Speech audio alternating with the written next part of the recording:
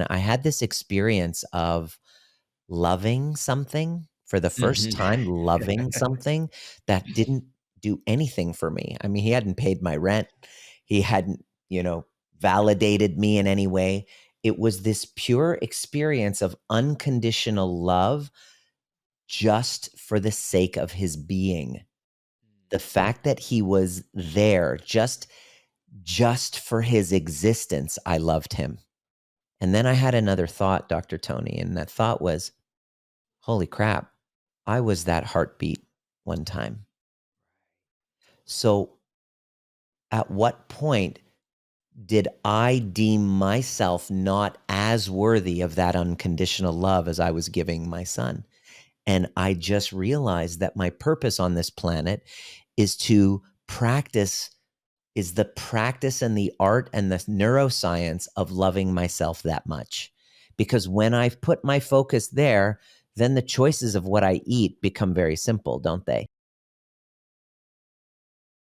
Welcome back to another episode of the Protecting Your Nest podcast, where we explore ways to optimize our health by addressing the root cause of chronic disease and emotional distress.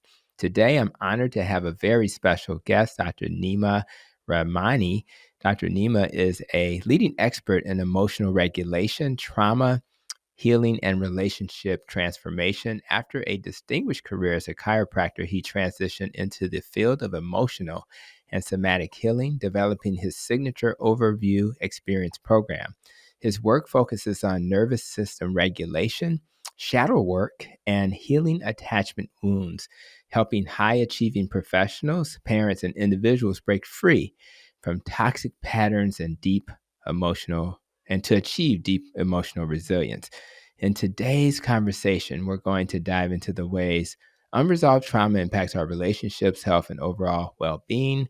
We'll explore how we can rewire our nervous system, set boundaries without guilt, and finally break free from patterns of stress, codependency, and emotional overwhelm. With that, Dr. Nima, I am excited to have you. I love talking about topics in this area, particularly with my functional medicine training. I didn't mention to you that I have a master's in nutrition and functional medicine. So that's really allowed me to look through the lens I hadn't looked through before, and it's been Mhm. exciting. So thank you for coming to be a guest on the podcast, my friend. Great to be here, Dr. Tony. Absolutely. So let's get started. It's so funny because I look at your beard, and my wife insisted for Valentine's Day that I wear my goatee that looks similar to yours without the rest. So it's all good. So we'll be partial twins today as we have our Totally. engaging conversation. So let's kind of talk a little bit about your career. In fact, some of my fellow students, when I got my master's in nutrition, were actually going into the chiropractor profession. So you started in that profession, but what led you to transition into Mm. emotional healing and trauma work? Well, if you've been working in the medical kind of like helping profession for more than a decade, you can't help but see that the root cause that drives people into your office with chronic health crises has to do with stress and some sort of a emotional breakdown. There is a link between mind and body and spirit, and in the health professions, with a very scientific kind of focus, it leaves out a lot around emotions and spirit. And it's very ironic because I don't believe that we can really have a completion in a healing journey without exploring those aspects, right? But it's not something that as doctors we're trained in. But after seeing this pattern and seeing these chronic health problems and then getting to know your patients and asking them, all right, so when did this problem begin? And they say 10 years ago. And then the next question is, well, what happened 10 years ago? And they talk about some sort of an attachment rupture. There's a divorce, there's a breakup, there's a grief or a loss. There is some sort of a fractured in attachment. It would kind of bring my spider senses up, but I wasn't really keen on exploring it until I went through a divorce and then went through a series of failed relationships leading to one that was so amplified in kind of like trauma and codependency. I didn't understand what a trauma bond was at the time, but the relationship actually became abusive and I became abusive. And I had to then pause and go, all right, how did I get here? How did somebody who is in a helping profession get to a place where I could hurt somebody? How can I make sure it never happens again? If I can do number one and two, can I have what I've never had before, which is a relationship that actually feels safe and secure? And once I was able to do all three of those, then it was like, well, it's my karma. My karma became my dharma, my sacred duty to then teach others the role of that attachment trauma has in our lives and unresolved attachment wounding, which is um, with our caregivers, our parents, the way that we were parented, our relational dynamics with our parents, and what we observed growing up really shapes and forms our identity. And the adverse childhood event study really demonstrates that if you had the number one predictor of chronic illness later on in your life is adverse events in childhood. But there's a huge gap in the healing of that. It's just there's a link between them, but let's just give people medications or That's right. deal with the downstream kind of effects of these unresolved trauma. And I just decided I was going to retire from chiropractic and just go all in, studied somatic experiencing, polyvagal theory, and just reshaped my own kind of education so that I could first heal myself and then create relationship that's secure. So now I'm married. We have a 4-year-old, and now I teach people the intimate link between attachment trauma and our health. There's a missing piece that many people, even in functional medicine, we That's don't right. really address because there's such a That's gray right. area, but I That's will right. write for it. And it has to do with codependency and trauma bonding. There's a link between codependent, if you can believe this is fascinating, Dr. Tony. The link between codependency and chronic illness is mind blowing. So I've kind of bridged the gap and I teach people the upstream kind of like how to heal from that codependent dynamic by teaching the conflict resolution, the rupture repair process. And when you learn that, you don't get stuck in these relational dynamics, in ruptures, in divorce, unresolved wounding that gets stuck and trapped in the body, creating inflammation, which is what all chronic illness is really about. So there's an intimate link between our relational health and our physical health, and I just love exploring that. Well, for those who are checking us out today, whether it's on YouTube or on their favorite podcast app, this is an example of why the training, probably better from a chiropractor perspective, doesn't really cover the depth of understanding that's necessary to help people heal. The training as a conventional doc that I got as a family doctor does not cover it. So, but it's really also fascinating for those who are not as familiar with functional medicine. They have a functional medicine timeline, and as I thought about you going backwards and looking deeper, now how deep can you look in a 15-minute office visit? If you're lucky, you'll have a 30-minute office visit in a conventional practice. But that timeline allows the clinician to go back and say, what life events have you had that shaped you who you are? What family history do you have? What genetic information? What happened in utero? I mean, for Christ's sake. I mean, just That makes a imagine. difference. You're Isn't that right. crazy? It Just so does. The amount of stress that your mother was going through, did she have a safe and secure relationship? Did you even have an invitation to exist? Right? That's why when my wife got pregnant, um, the second that I discovered that we were going to have a baby, I was right there because of everything I understand. I was right there talking to her belly, going, Whether you're a boy, you're a girl, whatever That's you right. are, we are so delighted to have you. And my number one goal was to create a sense of safety and love for the mother, for my Man, wife, because that's right. everything she's going through gets epigenetically downloaded to this child. And I so grateful that I was late to the party of parenthood because I understood this. And that makes a difference even before. This is why Mm, talk therapy and all of these kind of modalities that are trying to help heal with relational problems and mhm, emotional issues are quite limited, because mhm. you just nailed it.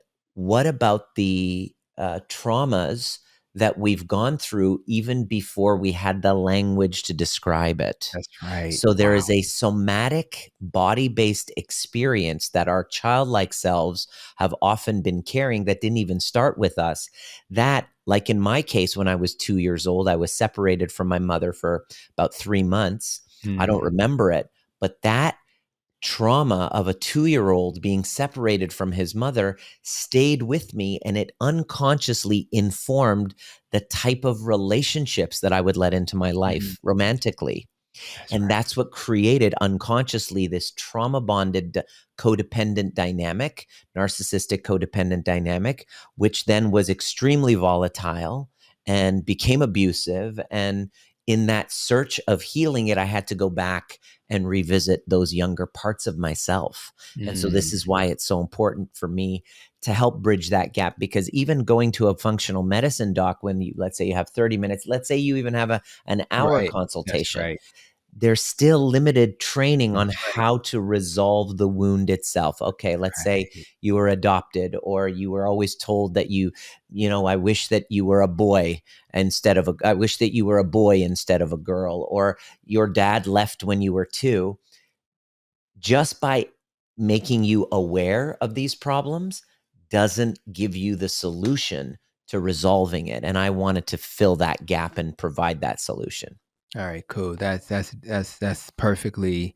Uh, it's a nice segue to a question around stress, and many people in the world. I mean, there's so much stress. I will be attending a wake of a patient this weekend. I love this family so much, man. Just thinking about it. So one of the family members, the husband, passed away, and I'm thinking about the stress that the wife will experience, and what that'll look like, and she does have a lot of people around her, but I worry about her, and I just know that many people struggle with stress-related patterns, and so we find ourselves often, because of stress, trapped in cycles of emotional overwhelm. And how do we get out of those cycles? Because when I see patients, they have had a trauma, they've had stressors, and a lot of these stressors haven't gone away. They haven't resolved the trauma, so they feel like they're stuck. So what can be done to help people who are stuck in Great that? question. You raise a really important point, Dr. Tony. And what that is we don't get the training on how to grieve. Mm, Essentially, grief is a physiological experience. It's a somatic experience where waves come through and they pass through our body and they alchemize, hopefully, into tears. But we have a very dysfunctional relationship with emotions themselves. So we don't really get the training on how to feel. So we mm, have these feelings, we label them as disorders. We go to the doctor, and the doctor says, "Oh, that's, you're grieving the loss of someone. Hey, what you're feeling is inappropriate. You're going to need these. Here, take these." And mhm. so our relationship with the sensations and emotions themselves are dysfunctional. We label normal human experiences as pathology. Well, it's a good way of selling pharmaceuticals, but it's really not to our best interest. And so you bring up this wake and this stress, and essentially stress is an inability to adapt to the challenges that is presenting ourselves, an inability to move through grief. And so what I would do to answer your question really is to share that our work becomes to get really good at grief. If you're a parent and you're raising a child, you are grieving constantly several stages. When they go in their first day of school, I'm noticing my wife, Diana, she's grieving the loss of her little baby, right? So Mm. grieving the loss of the breastfeeding stage, grieving, so it's this experience of grief. How I would answer your question basically is to talk about this is what I share with my cycle breakers in my community, is that there are, it is that there are 5 types of grief that we really are called to get somatically trained in getting good at, right? And so there's the grief, there's the truth of the matter is in terms of life, everything that we love we will eventually lose. But stress is when we expect it to not be that way, is when we Mm. have a expectation on reality, that expectation or a fantasy on reality that's just not true. And so Mm. when we're fighting with reality, as Byron Katie says, when you argue with reality, you lose every time, right? Mm. So getting good at expanding and I have this little thing, to become better at stress, our job, our work as our inner work is to expand our capacity for grief, for sadness, for rejection, for abandonment, for disappointment, and for frustration. So the greater our capacity, it's not about living a stress-free life, because that doesn't exist. As I have a kid and he gets older and my business gets bigger and my community gets larger and I release my book, my problems and stress don't go away, they get greater. But what my work is to expand my capacity to be with the difficult sensations of a greater platform. I So it's love about that. capacity and resilience. It's not about becoming stress-free. That's a fantasy.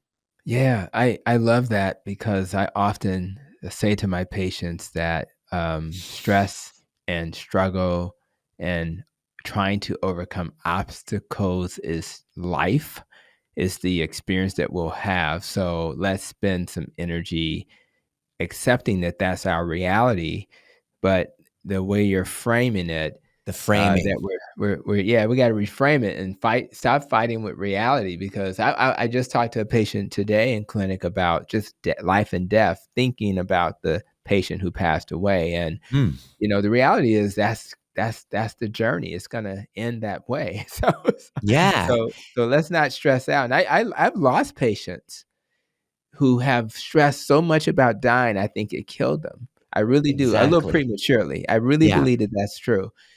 So we have to learn and grow, and I It love the bring fact of learning and growing and getting better. I love that. it brings up this is going to be the 4th chapter in my book. I call it dissolving covert fantasies. The Mhm. covert fantasy, it's a fantasy is an expectation that we have on reality that is just not true.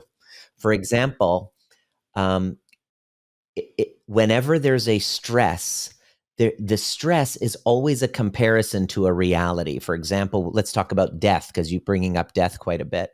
It's real and raw in your world this week, so it's on top of mind. The only reason why I would stress about death is because I have a covert fantasy about death. So I'm going to introduce you to this concept.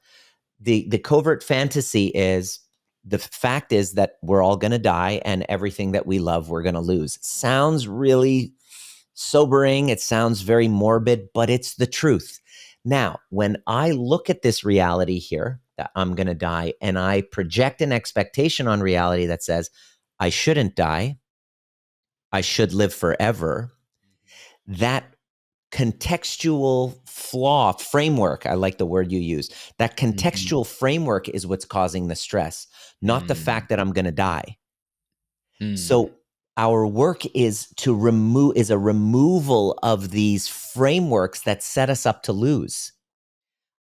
I shouldn't die, or I should know when what happens to me when I die. There's That's another right. one. Right, that's right. So the fact that I don't know, we don't know what's going to happen, but I should know, and that separation from the truth of reality is what causes stress. But what if we go, I shouldn't know when that is, and I shouldn't know what happens, and that's the way it should be, and there are some benefits to that. What's the benefit of me not knowing what happens and when it'll be? And then you think about it, it's like, well, the fact that I don't know means that I can appreciate each and every moment of every day. And that my work is to squeeze the juice out of every moment because I don't know when it's going to be taken away. That's right. That's And the right. fact that it is temporary, what if it was forever? Then I Mhm. wouldn't be on this podcast. I wouldn't That's be right. studying. I wouldn't be learning. I wouldn't be really appreciating and squeezing the juice out of life and just giving my wife a big kiss and my son a big kiss, going, this is a freaking miracle that we're here because this could be just taken away. It's Definitely. ridiculous that we're even here having this I conversation. know. it, it, Yeah. it could all just be taken away, and that's the beauty of this funeral that you're about, this wake that you're about to go to, is that you get to really look at the temporary nature of life, the fact that we don't know when our time is going to be and we don't know what happens.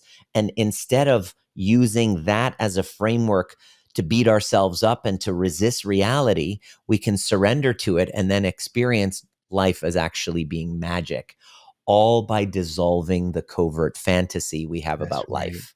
And That's that is right. a cognitive shift that shifts the framework and dissolves the stress when you get it at its root.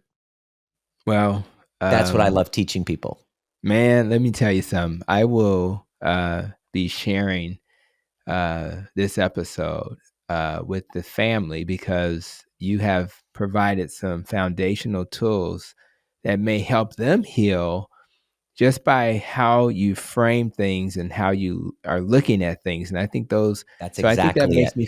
that makes me feel so much better about the journey because we don't want to think about things that are scary, that Yeah, are we want to reality. avoid pain. Want to avoid pain, but man, if we can frame it a little different, and then if that's part of what's going to make you fired up to do the work of achieving your goals in life Yeah. and to live your purpose, then man, I'm like, I'm going to "Oh, die one day, and we all are. And that's why I want to get my work out into the world, right, because right, I'm not going that's to be right. here one You're day. not going to I want be to here, teach this to everyone because we don't have forever. So not I'm going to forever." squeeze the juice out of life. I got goosebumps just even thinking about that, Yeah, Dr. me too. Tony. Yeah. And so we should all die. We should at some point all die, and we shouldn't know when that is, That's right. and we shouldn't know what happens, and that's a That's right. blessing because it allows me to really be present Oh with you yeah. right Oh yeah. freaking now. And to honor this moment and to honor your ability to make the best of this moment, I'm going to ask about a few terms that are Sure. in your world, and I want you to explain it. So I'll just sprinkle those in. The first is shadow work. I Mhm. want you to, help, explain what does that term mean and Yeah. why it's crucial and maybe a missing piece in personal transformation. This was the missing piece in all of my healing journey, because what happens is when we are raised, you're raised in a culture and a society and a family system that kind of wants to make sure that you belong, right? Because we need each other as a society. We are social creatures.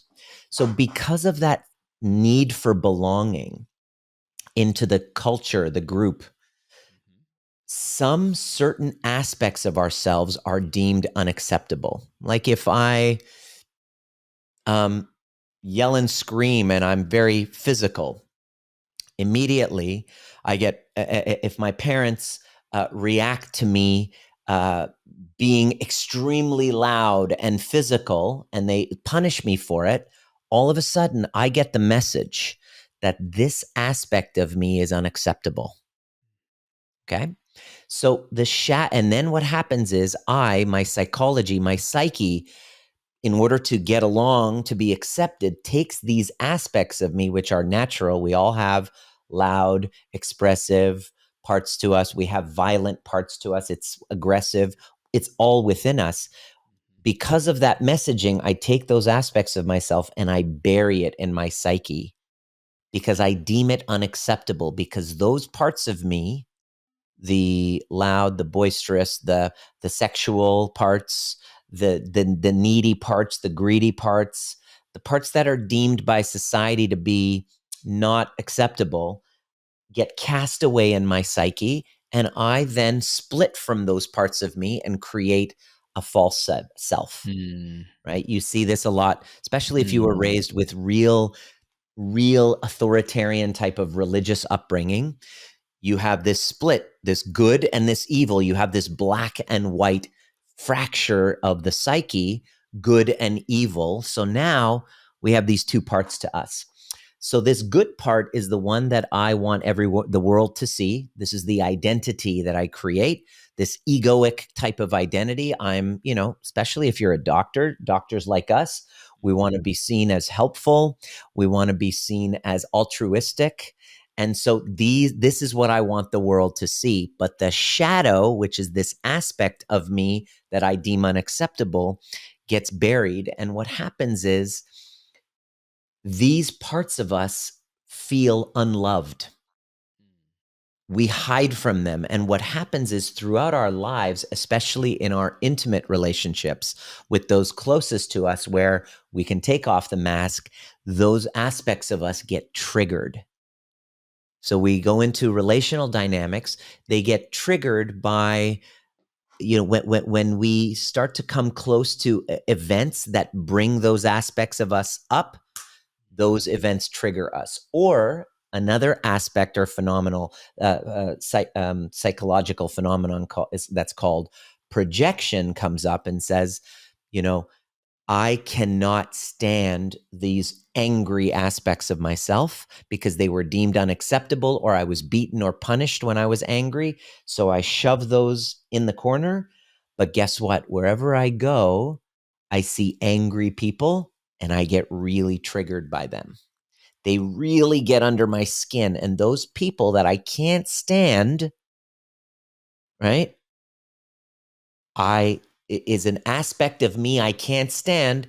I see it as a projection out there. So, mm, in other words, whatever we get triggered by is an aspect of ourselves that we can't stand. mm. Wow, that's a brain twister, and I think So people have to think about shadow that. work is so what happens is this creates a sabotage.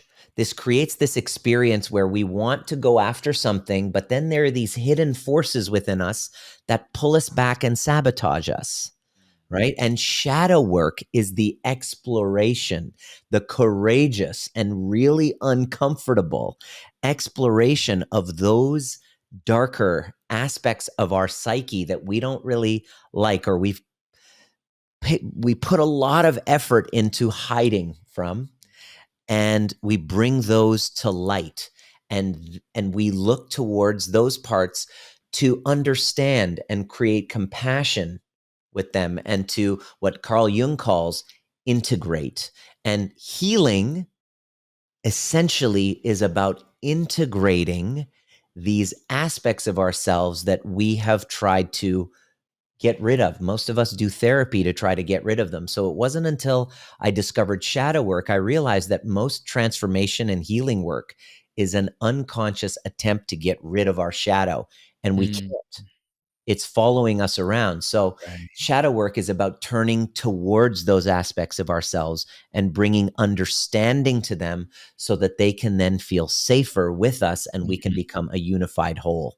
It's about It sounds integration. like this type of work would require a lot of work. I mean, it sounds like it's gonna take a while. It's a It's like going to see a practice. therapist. Yeah, you have to really, yeah, It's a practice that you will have to learn within yourself, and how to yeah, recognize your triggers, that's how to right. Okay. recognize what the trigger is, asking questions like, all right, so what am I bothered about this person? What aspect of myself do they Mm, represent? We okay. actually did this with Donald Trump. In my community, I put up a Oh, video of really? Donald Trump as an exercise. This is kind of the kind of sadistic and masochistic work I like to do with my students. We put up a video of Donald Trump, and then I had them all list all of the things that they were watching that really Mhm. got under their skin, that they Right, couldn't right. stand about him. And then I said, guess what, guys? You're looking at an aspect of yourself Deep. that's been hidden. So then let's look and see, where do you try to cover up lies? Where do you try to Mhm. puff up your own type of grandiose self? Where do That's you do right. the same? Because if you're really bugged by him, it means that there's a reflection of yourself that you're not okay with, that you've disowned, and you get to see. Not that you're him, but you have aspects of yourself that he brings up that makes you very uncomfortable. So it's a practice, Dr. Tony. It's Okay. not something that you just get. It's an That's right. ongoing practice. It's a Ongoing. way of relating with reality and relationships that help you dissolve this space of victimhood. So once you really master shadow work, people can't really get under your skin, and you don't feel powerless. It actually brings you more power, because if you're able to see yourself in other people, it's hard to remain a victim to them.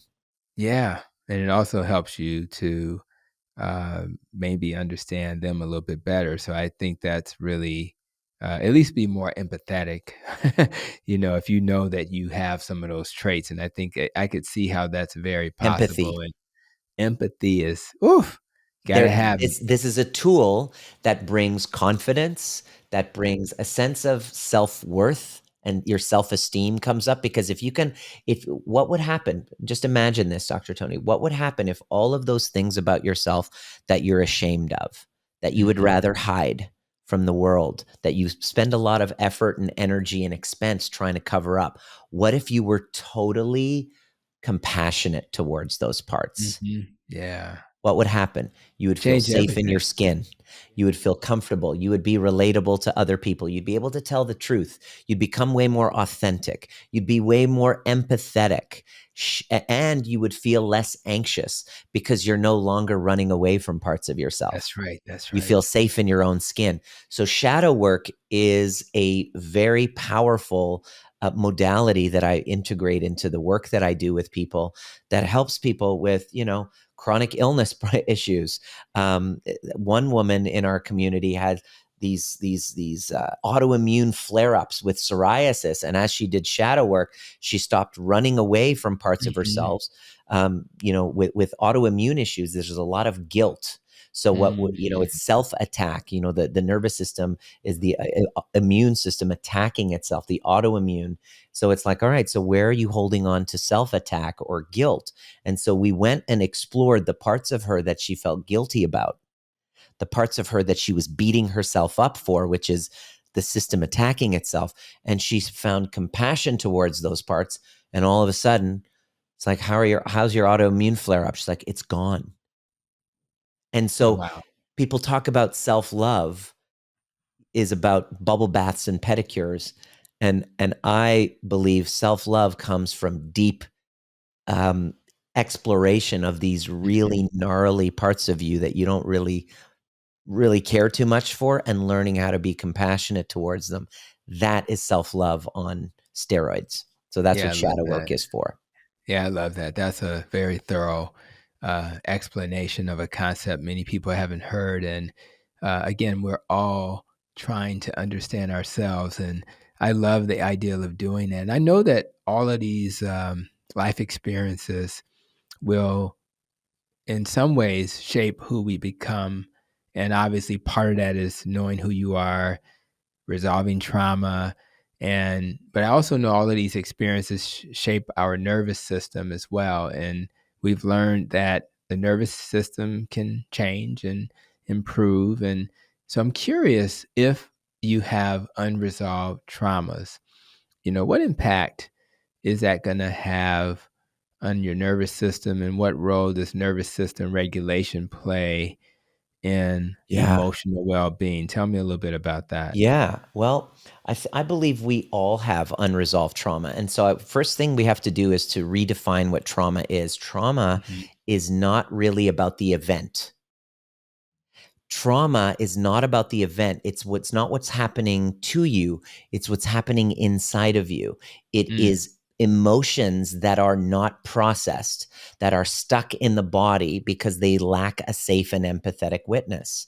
So it could be if I start screaming at my son and he then goes into a freeze response and then I leave him be, he's sitting there and he doesn't know what to do with those emotions and he doesn't have an empathetic witness bring his state from activation, sympathetic nervous system activation, down to a sense of safety, which is what we call a repair.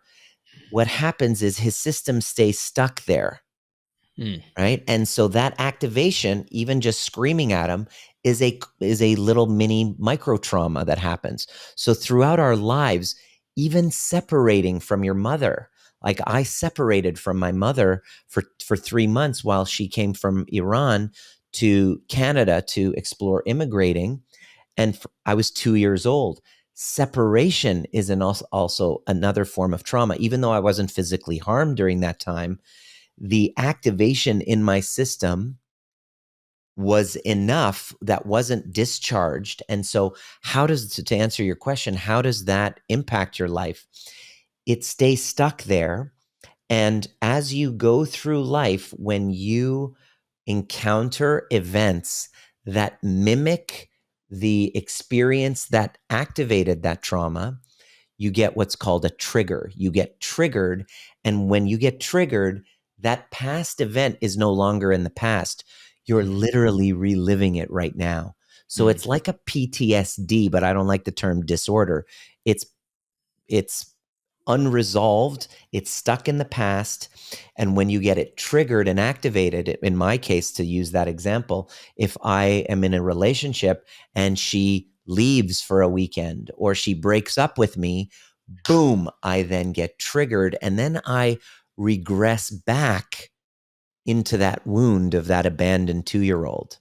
So what mm, happens is every time there's a reactivity that you're experiencing where the reaction is greater and more exaggerated than the situation calls, then we're actually dealing with a trauma that's historical, that's still stuck mm, in your body. So in order to heal it, we have to go to those experiences and they need to be moved through. So, mm, unfortunately, when you're medicating, you're avoiding the feeling, the sensation, and that keeps that trauma locked in. And you're now dissociated from the feeling, which then doesn't get rid of that activation energy. That activation energy is inflammation, and that inflammation will lead to illness and disorder. If that inflammation is in your throat, you'll lead to thyroid issues. That inflammation is in your solar plexus, digestive issues. That inflammation is in your lower kind of abdomen, you could lead to reproductive issues. So these traumas, when we revisit them, they get stuck in these energy centers in our body, and they are very well associated with organ systems. And then it creates illness. I truly believe most chronic illness is not just nutritional deficiencies and all that, which is mm, 100% part of it, but it's unresolved, repressed, or suppressed emotions from those past events, and mm. talking about them without feeling them and learning how to expand your capacity to feel them, to cry those tears, to move through them. Unless we do that, that still gets stuck in the body. So you got to feel it to heal it.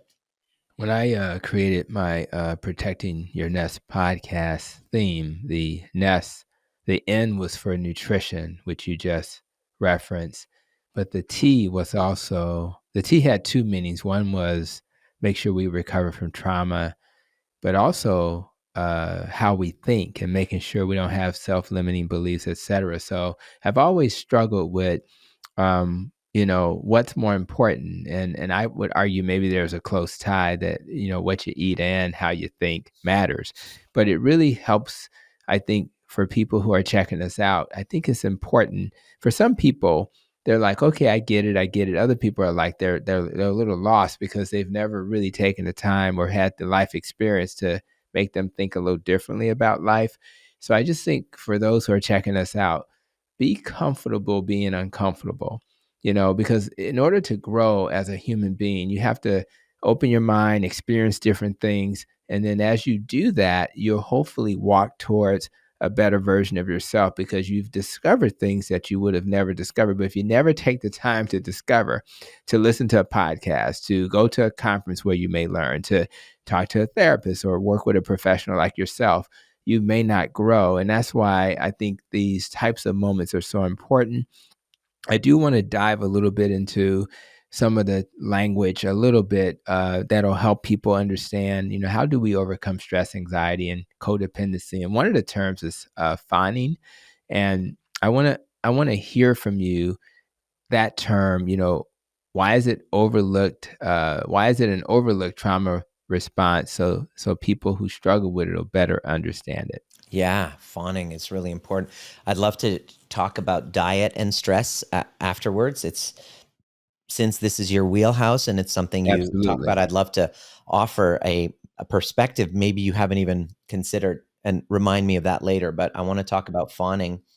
Um, Everybody hears about fight and flight, right? That's And right. when you talk about stress, it's like, oh, it's the fight and flight center. And some people, even less, they've actually heard about the third F of the stress response, which is the freeze response, where you kind of Mhm. like, where as a child, it wasn't really safe to fight because you were going to be, hurt or killed, for example.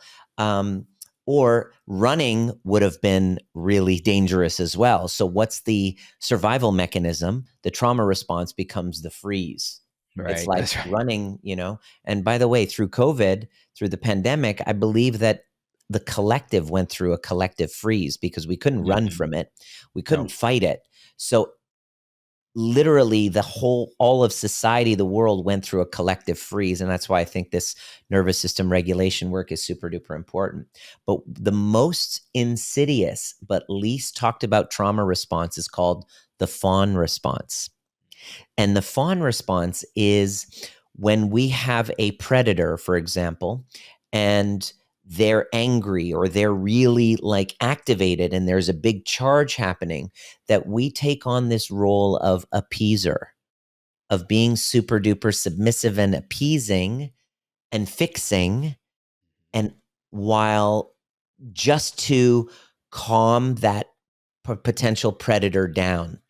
And that's called the fawn response. It's a performative forced engagement of Mhm. self-abandonment just so that you could protect yourself from disappointing another person.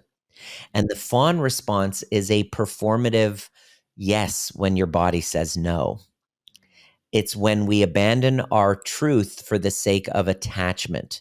It's when we don't share our truth. It's when we hide from ourselves. And this is one of the things that I've noticed is that whenever you abandon your truth and say yes when your body means no, I want you to imagine fawning is like a performative smiling when your body is really angry. It's like everybody in the service and hospitality industry, they literally have to fawn as part of their careers. Doctors might have to do that as well, right? Because you're called on to uphold a certain professional dignified costume, and sometimes that means being mistreated by people and having to put on a smile when your body says no, and abandoning yourself. And guess what happens, Dr. Tony? Whenever you abandon yourself and you say yes to somebody when your body says no, what do you think's going to happen? Well, it's gonna be stressful, first of all. Resentment. There's going to Oh, be a resentment. One of the okay. hallmarks of the fawn response, which is where codependency is, if you've ever been in relationships where you withhold your truth for the sake of appeasing, so you don't speak up, you step over your own boundaries, you let other people step over your boundaries, and you don't speak up because you're afraid of upsetting or seeming like the bad guy or whatever. You're in a fawn response. And one of the hallmarks of that is resentment. But here it is. resentment first towards yourself. And so oftentimes, and I want you to take a look at this from now on, you will never forget this, Dr. Tony. Every patient that you have that has a chronic illness, I guarantee you is a fawner. Because if I don't say no to you when I want to, then signs and symptoms become your boundaries when you don't have the capacity to say no. So the person with the Crohn's disease is able to say no to the food and no to going out because now they can blame their body when they're not able to do it themselves because they don't want to be seen as bad, because that would evoke toxic guilt and shame. So the fawn response is very intimately related with codependency and chronic illness. Behind anyone with a chronic illness is an unresolved fawn response, which is often an identity from childhood dynamics where your no was not honored. You were punished for saying no. So this goes back to the identity from the fawn response as in childhood. Then you develop chronic illness in your middle ages because you don't know how to say no. So your body says no for you. Gabor Mate wrote the book When the Body Says No, The Cost of Hidden Mhm. Stress.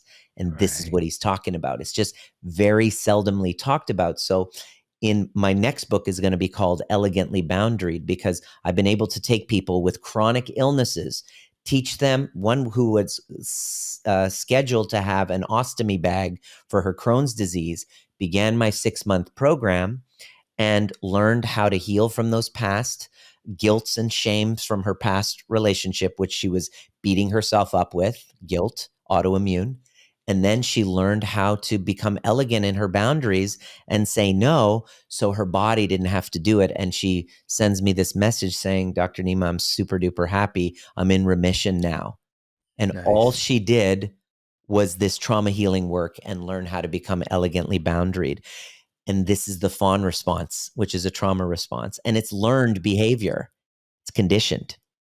You know, um, there are many people who find me, and I guess I'll go into the nutrition question now, who heal and do this transformation by making dietary changes. But the reason why I created a Protecting Your Nest and Rope acronym um, that deals with nutrition, exercise, less stress, more sleep, recovering from trauma, how we think, making sure the rope is relationships, making sure they're healthy, avoiding organisms and pollutants that harm us, and then protecting our emotions and making sure our life experiences serve us. The reason for that was to encompass all the things, and that doesn't even do that, that could potentially be the root cause of why we're sick. So as I listen to you, I want the people who hear this episode to understand low carb keto carnivore is not enough. It's There's a so great much more. start. It's a If you're great start. diagnosed with something, you better start there. You That's right. better That's right. start there. That's Like, right. That's right. that's the So first place to begin, but that's not the end. it's That's not not the enough. finish line. And low carb influencers like myself who we believe diet is very helpful. We've seen it reduce stress. We've seen it promote metabolic health. It stabilizes your blood sugars. It reduces those insulin You gotta, spikes. you gotta, you gotta stop making insulin so much. That's the That's a number one thing. problem. That's it. That's it. And if you do that, you're doing wonders. And then you're eliminating processed foods. You're eating nutrient dense foods. Your body's shifting in many cases to burning fat as fuel, ketosis. Your energy levels are stable. You're sleeping better. You're reducing cravings. All of this creating a metabolic flexibility that we talk about a lot on this channel. So I do want to hear your perspective Yeah. Yeah. in terms of how diet 100%. impacts all of the Stress. things we're talking about. Now, I don't think any of the listeners or anyone with a logical mind who can look at the research will argue with you. They can't. The Right. problem with it is this thing called postprandial blood flow. Mm-hmm. Okay. And the question is that why am I reaching for those carby foods?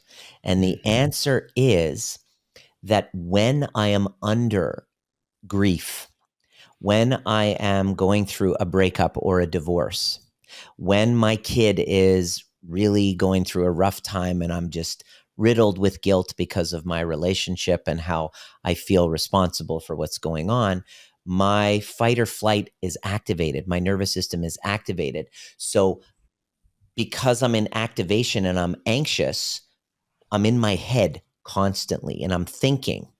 And so my body will naturally crave foods that are going to be depressants. And let me explain to you what I mean by that. Mm. After I eat a large carby meal, French fries, rice, sugar, and chocolate, and I'm stressed, what happens is postprandial, after I eat blood flow, this these foods are extremely dense with glucose. So it forces the blood flow that's in my brain thinking all the time because I'm in anxious thoughts because I don't know how to regulate myself. And it actually helps me regulate. It's called an autoregulator. An Mhm. autoregulator is when we use a pill or a drug or food because we don't know how to regulate our nervous systems. So eating a carby meal causes my blood flow to go from my brain down into the digestive system so that it could, get to work on digesting and Mhm. raising insulin and starting to metabolize all this sugar. And what happens 20 minutes, 30 minutes later? All of a sudden this brain noise starts to calm. And this Mhm. sugary foods, which we all know we quote unquote shouldn't be eating, but if I'm going through a divorce, if I'm going through the death of a loved one and I don't know how to process my grief and I don't know how to regulate my nervous system, I'm going to use carby foods that spike up my insulin and then cause this pull of glucose from my bloodstream, so from my digestive system, like into my insulin, causing insulin to then metabolize all of that glucose Mhm. and then calm me down. But unfortunately, what happens a few hours later, as you know, that spike, it goes down, and then now it activates cortisol. Right. Cortisol then gets activated, and now we have a rebound effect where now I'm stressed again, and crap, I need more chocolate. And then it becomes this never ending cycle. So these foods we all know to stop, to go keto and to stop eating carbs, but what's causing me to reach for them? I remember last night Canada was playing the United States in the gold medal game at the Four Nations Cup, and we won, Wow. fortunately. But I Wow. remember feeling really stressed the whole time, and I was like, Mhm. God, give me those cookies. My body was actually it, I can logically say that I should be eating keto, but my body is craving the carbs. So that's why to tell people to go on a keto diet and to take away the very thing that's actually their auto regulator, it's kind of wasting about 80% of your time because there's maybe 20% that'll do it, but most people won't stick You to just it can't do it. unless you educate them about the nervous system and teach them how to, as that craving comes, take a pause, turn on the timer for 5 minutes, take slow deep breaths, hug a pillow, and bring that nervous system using these tools to, with breath and body, and going into the sensations out of the story, in the sensation, connecting with the younger parts of yourself, integrating the shadows that are coming up, and bringing yourself into safety so that the very trigger for those foods gets neutralized. Mhm. Wow, that's a lot, and that would suggest that in my obesity clinic and in my general practice, if there's no integration of other tools to help people, that'll then give you statistical results that are not favorable, all of a sudden 20-30% success, 60-70% failure. But these people are not failures. They just weren't given the tools to Skills. be successful. They're not Yes. failing. It's not because of a lack of motivation that you're reaching for that. It's because of a lack of skills. And the good news is you can learn how to become the operator of your own nervous system. So That's any right. obesity program that doesn't have a cohort or a nervous system regulation education, you're not really giving them the full That's uh, right. opportunities and education on how to become the operator of your whole machinery. But does let's just say, because when I see successful programs, like we have Verta Health, for example. Um, Verta Health is an organization that focuses on metabolic health, but diabetes in particular. And they've done a lot of research, and that's VIRTA. Hmm. Um, and but they also have extensive coaching. So, Correct. and I see now, let's be clear. Like, so I know that when you have coaching, it your success rate goes up higher. Now, is that Correct.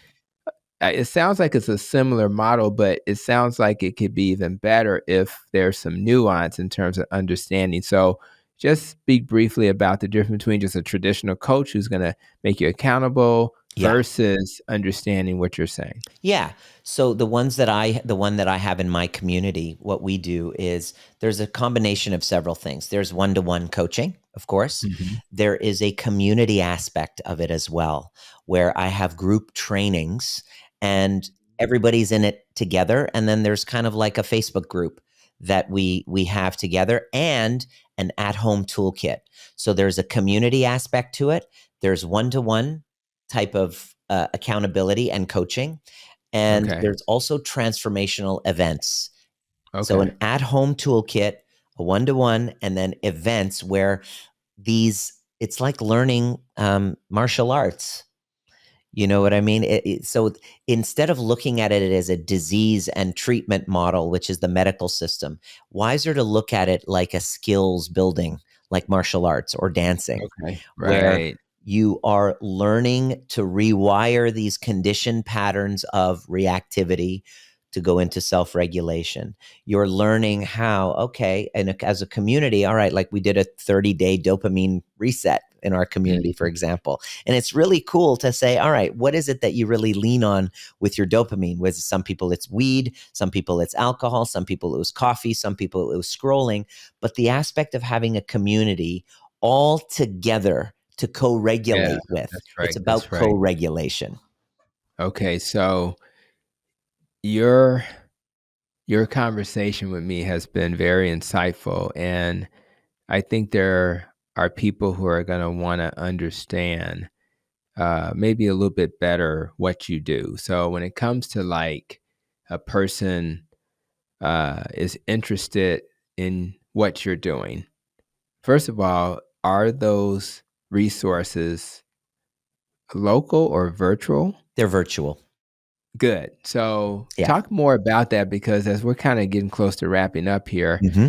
I want to, and we had like, way more questions to ask, but Yeah. it's just, we just went with the We flow. could So jam on for hours, yeah, couldn't I we? mean, my wife will kill me, right? Yeah, So totally, totally. I Date I'm night, really connected to everything you're saying. So I 100%, just brother. wanna I want people it's just like when you're an author, when somebody opens up a book, what can they expect? So if they went towards your organization, what you're doing, talk a little bit about what that would look like. How do they get connected with it so that people will Yeah. walk away with because 'cause they're gonna want more. Yeah, the best place to begin, Dr. Tony, is to understand your attachment style. This is where I Mhm. began, is that in relationships, because everything, the model that I have is really about relationship to food. It's not about the Mhm. food, it's your relationship to food. It's not about your grief, it's about your relationship to grief, right? It's your relationship, everything is in relationship. And so understanding your main primary attachment style was the best place that I began. I understood of Mhm. myself as an avoidant, attached. When big emotions come up, when uncomfortable conversations come up, I tend to kind of like want to become an island and figure stuff out on my own, to the much to the dismay of the partners that I was choosing, who were the exact opposite. We have a tendency to attract to the opposite, which the opposite of an avoidant is called an anxious attached, who constantly soothes their nervous system through communion and needing connection. Whereas, and unfortunately, those types of people tend to migrate towards people like me, who tend to, when distress comes, we tend to want to go off on our own and Mm. create space. So this creates this really negative cycle in relational dynamics. I first step was to really understand the attachment style. I think my team is giving you a link to the 10-minute survey to really find out what that is. My team will provide you with a link. You can put that in the show notes. And once you Cool. understand that attachment style, you have something to work with, right? Mhm. And so now we then can explore where it came from. And the healing process is about changing and um, resolving with the younger parts of ourselves that had to cope in the environment that they were in. So that is the best place, is starting with the attachment style. You can send me an email. My website is there. And my first event, when you're really looking to heal that, it's called the Overview Experience. It was a 3-day event that I shifted and turned to a virtual event on Zoom during COVID. I said, could I take this 3-day magical transformative event when we meet our younger parts and understand our attachment styles and learn the skills in resolving conflict and ruptures and arguments within relational dynamics? Can I take that 3-day event and turn it into a 1-day or 6-hour retreat for people, make it accessible so that they didn't have to That's right. spend, That's right. $2,000-$3,000 traveling and, That's right. That's hotel and right. food. And so it's a 6-hour event that I do once a month. That is where I guide you through the skills of owning your, taking whatever conflict you're going through within a relational dynamic, and then having a transformative resolution. And you leave with a very powerful skill that you can use for the rest of your life to shift the framework and perception of any conflict that you're in, so that you don't place yourself in a victim standpoint. You can actually see the big picture, as I have this picture of the earth as kind of like the overview effect. It's called the overview experience, because you leave with a completely different, shifted perspective of what you've gone through. And I'd love to invite you actually as a guest one time. Yeah, I would love that, and I love this idea of acquiring a skill or a tool that you can then use in so Again and many again and parts of your again. life. Man, I love that, whether it's with the kids, the wife, at work, at play, your buddies, and that just makes these moments when we're challenged so much easier because you kinda know the script, you know how to approach it, you know how to, Confidence. move through. Yeah, I just think that's wonderful. Yeah. So, as we are wrapping up, I wanna ask you, 2 questions. One is, what final message would you wanna leave with my audience who checked us out today? And the last is, how would you protect your nest? So if you think about the acronyms, the nutrition, exercise, less stress, more sleep, the recovering from trauma, how we think, the relationships, avoiding organisms and pollutants that harm us, emotions, life experiences. When you think about those aspects, what in the next 12 months are you going to give extra attention to, so that you can be a better version of yourself? Yeah. I think it starts with self appreciation. Um, when my son Mm. was born, before my son was born, and my wife went to the hospital to do the sonograph, and we heard his heartbeat for the very first time. As soon as I heard it, I just burst into tears. And I had this experience of loving something for the first Mhm. time, loving something that didn't do anything for me. I mean, he hadn't paid my rent. He hadn't, validated me in any way. It was this pure experience of unconditional love just for the sake of his being. The fact that he was there just for his existence, I loved him. And then I had another thought, Dr. Tony, and that thought was, holy crap, I was that heartbeat one time. So at what point did I deem myself not as worthy of that unconditional love as I was giving my son? And I just realized that my purpose on this planet is to practice, is the practice and the art and the neuroscience of loving myself that much. Because when I've put my focus there, then the choices of what I eat become very simple, don't they? The Mhm. choices of how much rest I give become very evident. The choices of where I place my time and attention just become obvious. It's not something that I need to study or have someone tell me what to do because it's already there. I start to Mm. treat myself as someone who is worthy of that love. And so that is the number one thing that I'm concerned about teaching others, because that one skill, which is a conditioning that we were born that worthy, but we've been conditioned to not see ourselves that worthy. My purpose is to teach people how to connect to that worthiness, because everything else, all the other skills, are just secondary and just a natural extension of that first one. Well, you blew my mind there. I had to write that down. You exist. Someone loved you that much that it put a tear in their eye, and you didn't even. It's like they didn't even earn it yet, There but was nothing. the there was You're nothing, lovable just for your being, not just because you being did in there. anything, but for your beingness. And my job is to love myself that much. It's not if my podcast, if I sell this many books, if I make this much money, if I get all these likes and hearts and validation. No, no, no. That's not where it's at. It's just for your beingness. And that's where the magic is at. I believe if all of your clients, all of your patients, they worked on that first, everything else you teach them would just be second nature, and they would adopt it all wholeheartedly, because it's self-evident of how to care for yourself, how to parent yourself. Essentially, you're teaching them how to parent themselves properly, the training that they never got when they were younger. Man, you blessed me today. I appreciate this, and I am so happy we connected. I'll Sure, make let's keep sure in touch.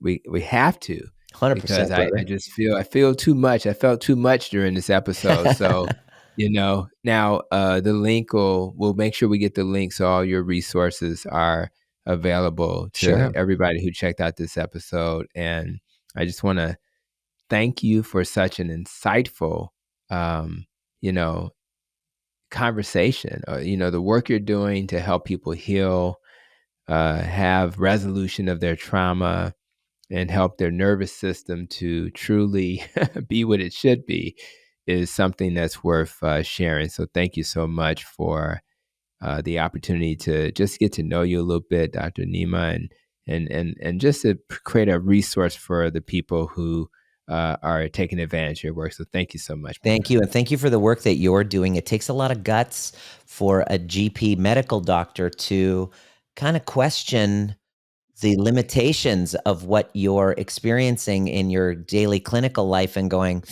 there's got to be more to this than what I was taught, and That's to right. kind of step outside of that framework. And I just want to, I want you to know, I see you, I acknowledge you for your courage, and I'm a partner and an ally. Well, thank you. Those are wonderfully stated words, and I appreciate it. And for those who want to dive deeper, we'll make sure to have a link to Dr. Nima's work. We're gonna make sure you understand all the work he's doing with his overview experience program, and I would absolutely make sure you have that information. So I want to thank everybody for carving out a little time to be with us on the Protecting Your Nest podcast. If you found this conversation insightful, make sure to share that episode, rather it's on YouTube or within your podcast app. Maybe even throw in a comment so that others will get this message as well. Always prioritize emotional health, not just what you put on your plate, but make sure your emotions are protected, and set boundaries so that with confidence you'll be able to navigate better in the future. So thank you again for coming. And until we meet again, continue to be safe, be well, and continue to protect your nest.